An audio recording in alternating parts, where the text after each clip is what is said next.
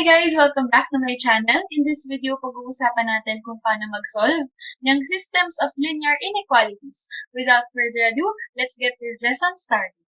Katulad ng linear equations, ang linear inequalities ay yung iba't ibang linear inequalities in two variables na kailangan isolve simultaneously.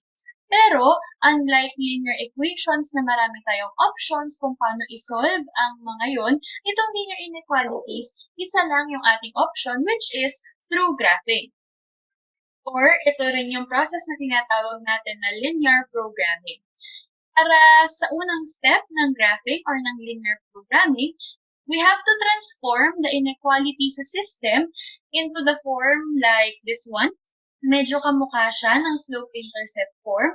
Y is less than or greater than or less than or equal to or greater than or equal to mx plus b.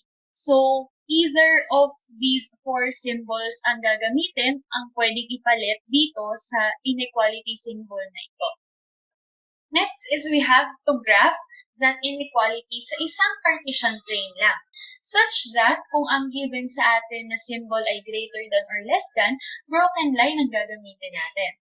Pero kapag may equal to, solid line ang gagamitin natin pang connect sa mga points. And dito, kapag tayo ay nag-graph ng linear inequalities, hindi lang siya basta line na solid or broken. Dito, meron isa-shade na region kasi dito sa ating systems of linear inequality, hindi lang naman isang point ang solution. It can be a set of points na tatawagin nating solution set. Dito, para ipakita kung nasaan yung mga points na yon, yung collection ng points na yon, gagamit tayo ng shading using different colored pencil or colored marker. At para malaman kung ano yung region na yon, kailangan natin gumamit ng test point. Mamaya, ipapakita ko sa inyo kung paano yun gumagana. Tapos, kapag na-plot na natin sa isang Cartesian plane yung dalawa o higit pa na linear inequalities, titingnan natin kung saan yung region na nag-overlap sila ng shading. Yung region na yun yung ating solution. At yun ang tatawagin natin na feasible region. It's either bounded, pag sinabing bounded, closed siya, closed figure siya, o kaya naman unbounded, open figure siya. At yung corners o yung mga sulok ng bawat shaded region na yon ang tatawagin natin na vertices. Itong mga vertices na to, it can either serve as the maximum or the minimum values. So let's have this first example. Again, let's label it as inequality 1 at saka inequality 2. So, sa inequality 1, ang gagawin natin dito dapat magmukha siyang parang slope-intercept form kung saan dapat isolated yung ating y. To do that, kailangan natin ilipat itong 2x sa kabila, making it negative 2x and then plus a. Dahil isolated na itong y dito, we are ready to graph. Identify natin yung m at yung b. Yung m natin ay yung katabi ng x, which is negative 2. Tandaan, itong integer na to, laging may over 1. Yung numerator, yung ating rise, tapos yung denominator, yung ating run. At itong 8 na to, yan yung ating y-intercept. Ang ibig sabihin yan, this is on point 0, 8. So, titingin tayo sa y-axis, ipa-plot natin itong 8 na to. So, for inequality 1, let's use an orange ink. So, magsisimula tayo dito sa 0, 8. So, andito siya sa y-axis. And then, we will use this slope to obtain the next point, which is negative 2 over 1.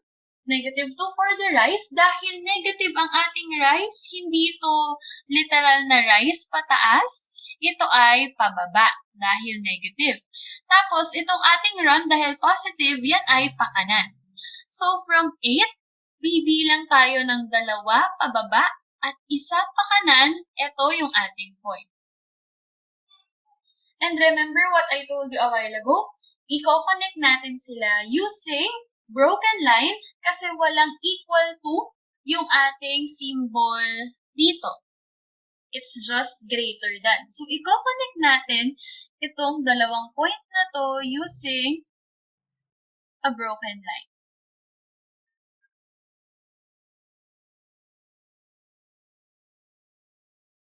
And then, we have to identify what region ang ating isi-shade. Ito bang nasa bandang kanan ng ating broken line o itong nandito sa bandang kaliwa? Ito ngayon yung silbi ng test point. Pag sinabing test point, pipili tayo ng isang point sa kanan o kaliwa ng line na to, tapos i-substitute natin siya sa inequality. Pag nag-true yung ating inequality, kung saan natin kinuha yung test point, doon tayo mag-shade. For example, ang kuhanin natin na test point, sabihin natin ay itong 8,2. Pag ito ay tumama, pag sinubstitute natin dito sa inequality 1, dito tayo mag-shade sa kanan. So, gamitin natin. We have 2 times 8 plus 2 greater than 8. Again, galing yan sa inequality 1. Pinalit ko yung 8 sa x at yung 2 sa y.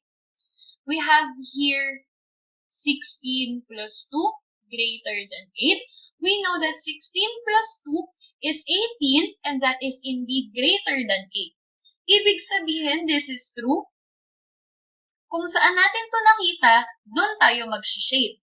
Dahil andito ang 8,2, mag-shade tayo dito sa kanan ng ating line. Parang ganito. Yan. So, mas inayos ko lang yung graph para mas tama. Okay? So, pwede kasi ang gawin natin dito, after mo makuha yung isang point, di ba meron tayong 0,8 dito. Tapos meron din tayong 1,6. So, pwede ka pang maghanap ng ibang point para mas maging accurate yung pagkoconnect mo for that broken line. Let's do the same for inequality 2. For inequality 2, meron naman tayong x plus y less than or equal to 6. Again, we will isolate y. Ililipat natin itong x, magiging negative x plus 6. And then, dahil isolated na yung y dito, it's now time to identify m and b. Ang m natin dito ay yung katabi ng x, which is negative 1 over 1. This is your rise, and then this is your run. As for b, meron tayong 6. Ang ibig sabihin nito, ang kanyang y-intercept ay nasa 0,6. For inequality 2, gamit naman tayo ng violet ink. So, una, i-plot natin itong point na to. Meron tayong 0,6, andito siya. And then, bababa tayo ng isa dahil negative yung rise. Tapos, pakanan tayo for the run. So, baba ng isa, kanan ng isa. Repeat natin yung step. Baba ng isa, kanan ng isa. Baba ng isa, kanan ng isa. Baba isa, kanan isa. So, pwedeng ganyan para mas maging accurate yung graph mo. Tapos, dahil ito ay may equal to sa kanyang symbol, gagamit tayo ng solid line to connect these points. So, meron tayong ganito.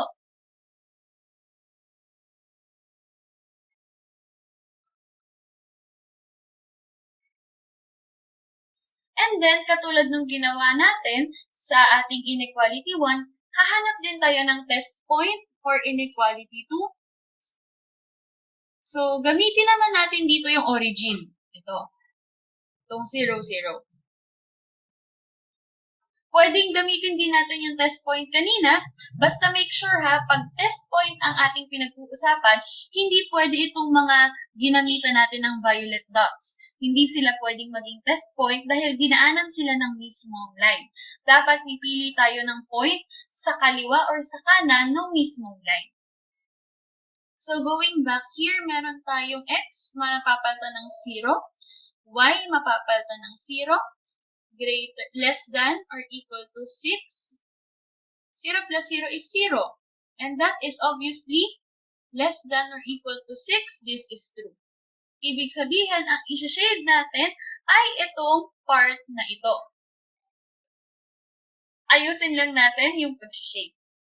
If you may notice, itong part na to, yung nag-overlap na region, ito yung sinasabi ko kanina na ito yung feasible region.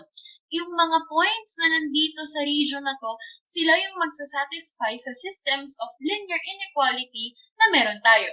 At ang kukunin lang natin, just to highlight this region, ay yung mga vertex.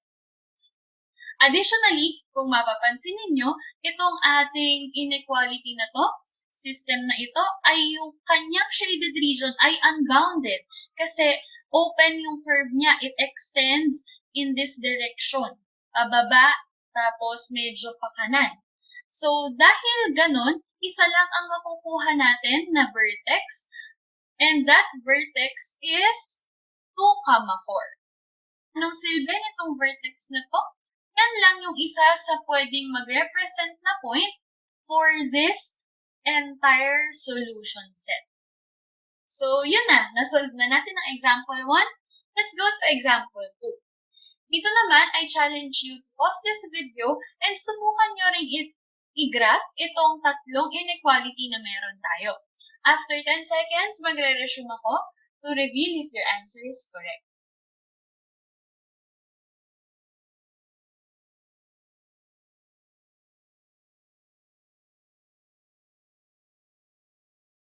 So, of course, i-label natin sila. This will be inequality 1, inequality 2, and inequality 3. Simulan natin sa inequality 1. Meron tayong x greater than 0. Dito, wala tayong y na pwede nating pagpaternan katulad sa slope-intercept form. So, dito, hahanapin lang natin yung 0 sa x-axis, which is ito yun. Tapos, dahil ito ay walang y, ang line dapat dito ay pa-vertical. Kung wala namang x, dapat yung line horizontal. E dito dahil walang y, o di vertical ang isusulat natin. Also, ito ay greater than, so gagamit tayo dito ng broken line. Gamit tayo ng green ink. So, again, ito yung 0. Tapos, gagamit tayo ng broken line for this. Hindi lang medyo halata dahil nag-coincide siya sa y-axis. And then, kahit ganyan yung line na yan, gagamit pa rin tayo ng test point. Yun nga lang, hindi na pwedeng test point dito ang origin. Dahil yung origin ay tinamaan ng mismong line na to. So, pwede na lang tayong gumamit ng nasa kaliwa. Sabihin natin yung point na negative 2, 0. So, x lang ang gagamitin natin dito. X of that point is negative 2. Negative 2 is not greater than 0. So, this is false. Ibig sabihin, dahil andito ang negative 2, hindi natin siya shadean. Instead, we will shade the opposite part, which is ito. So, ito yung graph ng ating inequality 1. Next, we have the second inequality.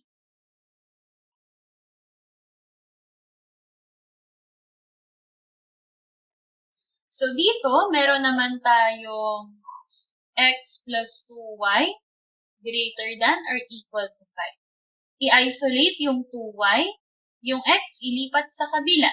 That will be negative x plus 5. Pero meron pa ang coefficient na 2, so we have to divide the entire inequality by 2. Why? So dahil positive yung ating pinang-divide, same pa rin tong ating inequality symbol. Kung ito ay negative, sabihin natin negative yan, kailangan magpalit yung sign. Kasi sa negative natin, i-divide yung ating inequality. Pero dahil nga positive, so okay na yan. Y is greater than or equal to pa din. And then, this is negative 1 over 2x. Ginawa ko lang obvious kasi di ba may 1 dyan. So, inihiwalay ko lang para mabilis mamaya pag tayo ay nag-identify ng slope. So, yan na yun, yung ating parang slope-intercept form ng inequality 2. Our slope is negative 1 over 2.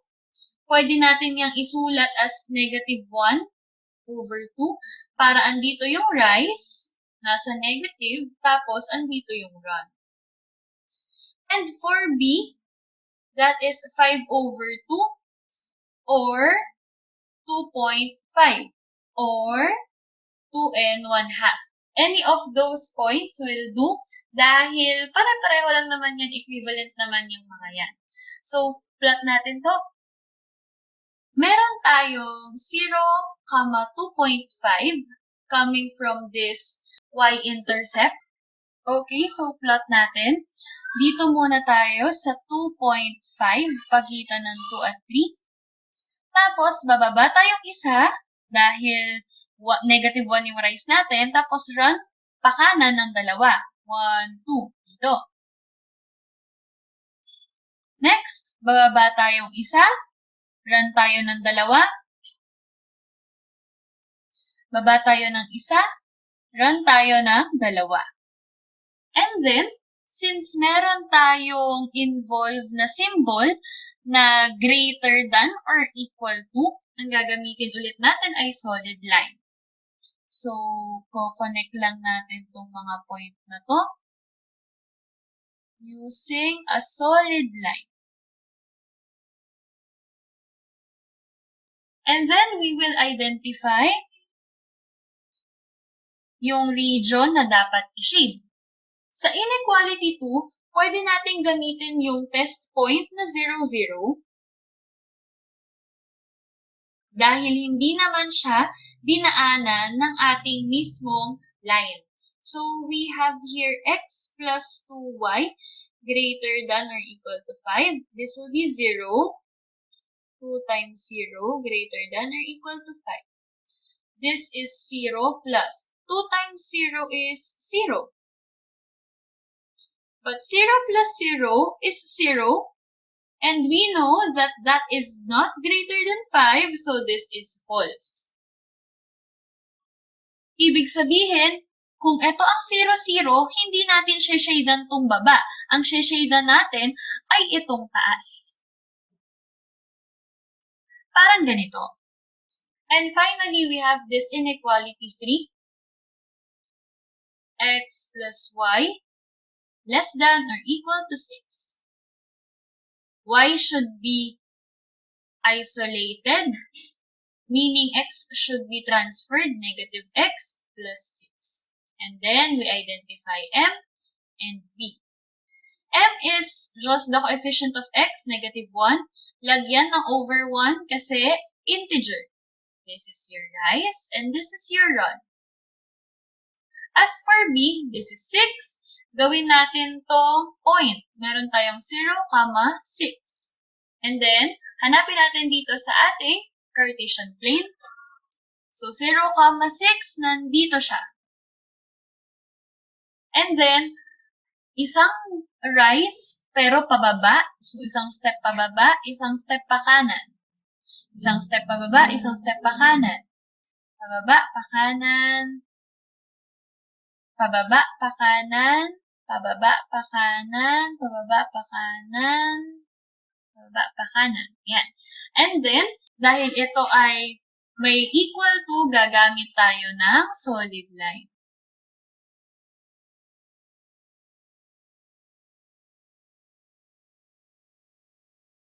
So, ang mahalaga, kailangan madaanan niya lahat ng point. And then, gamit tayo ng test point. Ang test point na gamitin natin ay 0, 0 ulit. Kadalasan, ito yung ginagamit kasi madali siyang i-substitute, i-times, i-add kasi 0 siya. Pero, yun nga, kung dinaanan siya ng line, hindi pwedeng gamitin ng 0, 0. 0 plus 0 is 0, and that is obviously less than 6, so this is true. Dahil andito yung ating 0, 0, ito yung ating shadan. So, lumalabas na ang ating graph ay ganito, at yung ating shaded region ay ito lang. Itong triangle na to. And tulad ng ginawa natin sa example number 1, i-highlight natin yung kanyang mga vertices. So, meron tayong 0, 6, itong nandito sa taas. Meron tayong 0,5/2, ito. Itong 0,2.5, yung ginawa nating decimal kanina. And finally, meron din tayong 7, -1. Ito. So, itong tatlong to ang magsisilbing either maximum or minimum points para sa ating systems of linear inequality. Siyempre, kung nandun siya sa taas, maximum point. Kung nandito sa baba, minimum point. So that's it kung paano tayo mag-solve ng systems of linear inequalities using graphing method. Thank you for watching and see you on the next video.